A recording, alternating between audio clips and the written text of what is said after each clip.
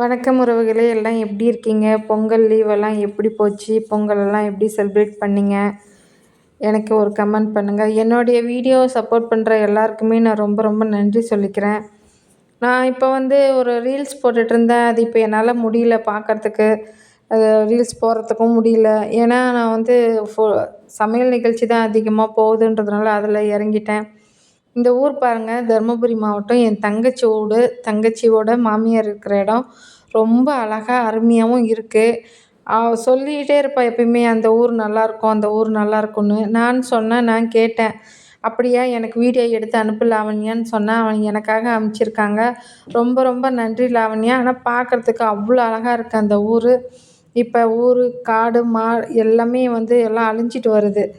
ஏன் அப்படின்னாக்கா, எல்லாமே ஃபேக்ட்ரி ஆகுது, எல்லாமே வீடு ஆகுது, எல்லாமே இந்த கிராமத்து வாழ்க்கை எல்லாமே இப்போ நகரமாக மாறுது. நம்மளுக்கு கஷ்டமாக இருக்குது அதெல்லாம் பார்க்கும்போது.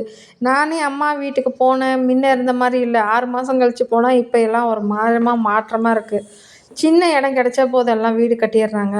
இந்த மாதிரி இடமெல்லாம் அழியாமல் இருந்தால் ரொம்ப நல்லாயிருக்கும். இது எங்கள் தங்கச்சியோட தோட்டம்னு நினைக்கிறேன். அவ்வளோ அழகாக இருக்குது. அவங்க தோட்டம்னு தான் சொன்னாங்க, மாந்தோப்புன்னு சொன்னாங்க. சூப்பராக இருக்குது. அவங்க குலதெய்வ கோயிலுன்னு நினைக்கிறேன். ஆடு வேறு விட்டிருக்காங்க. அதுக்கு அழகாக இருக்குது பார்க்க. அப்படியே ஒரு அமைதி நிறைஞ்ச ஊராக இருக்குது. நம்ம பார்க்கணும், அந்த இடத்துல போய் ஒரு 10 நிமிஷம் உட்காரணும் அப்படின்னாவே சூப்பராக இருக்கும் பார்க்குறதுக்கு. அவ்வளோ அருமையாக இருக்குது. எல்லா இடமும் பாருங்கள், எந்த இடத்துலையுமே இந்த இடத்துல ஒரு 10 நிமிஷம் உட்காரலாம்போ அப்படின்ற மாதிரி தான் இருக்கும். மண் பாருங்கள், அப்படியே செம்மண் அப்படியே சிகப்பு கலரில் இருக்குது பாருங்கள். எந்த செடி வச்சாலும் சூப்பராக வரும். அவ்வளோ அழகாக இருக்குது.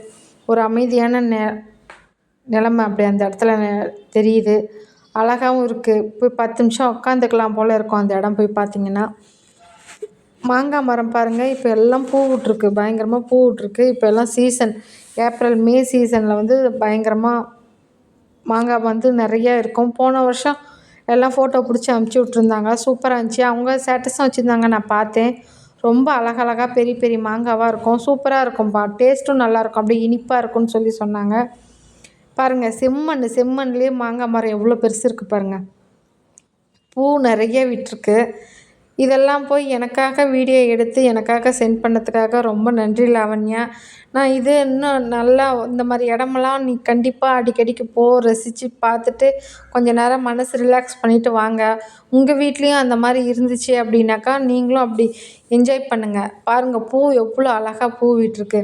இன்னும் ஒரு மாதத்துல எல்லாமே மாங்காய் வந்துடும். நல்லாயிருக்கும் பார்க்குறதுக்கு.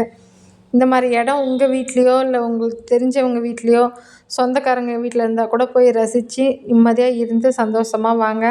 உண்மையாலுமே லாவண்யா, நீங்கள் ரொம்ப கொடுத்து வச்சுருக்கணும். இந்த மாதிரி இடம், இந்த மாதிரி இதெல்லாம் கிடைக்காது நம்மளுக்கு. ஓகே உறவுகளே, என்னோடய வீடியோ பிடிச்சிருந்தா லைக் பண்ணுங்கள், ஷேர் பண்ணுங்கள், கமெண்ட் பண்ணுங்கள். நன்றி லாவண்யா.